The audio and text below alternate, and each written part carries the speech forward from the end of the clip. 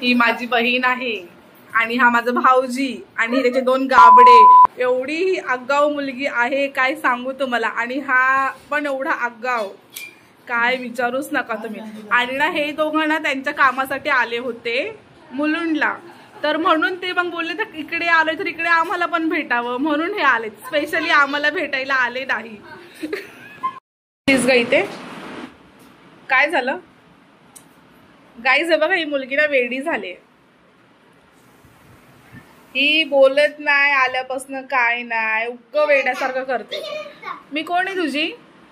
मी कोण आहे तुझी? तुझं नाव काय?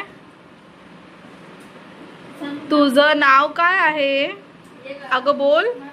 तर ना ही माझ्यावरती रुसली होती. मला ना गणपतीच्या आरतीसाठी माझ्या आंटीकडे जायचं होतं, तिला सुद्धा माझ्यासोबत यायचं होतं, पण ह्यांना ना लवकर यांच्या घरी जायचं होतं.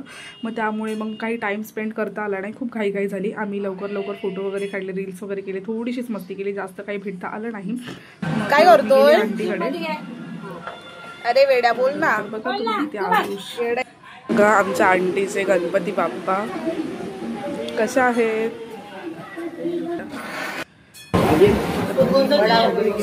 गणपतीसाठी गेली ते पण त्यांच्या जेवण. अय्या कुणी आणलं गणपती आरुष?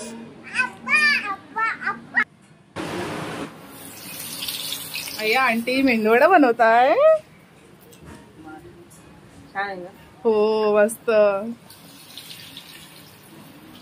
मग आंटीने असे गरम असे मेंदूवडे दिले, ते खाल्ले मी. मग हे सुद्धा खाल्लं. मग त्या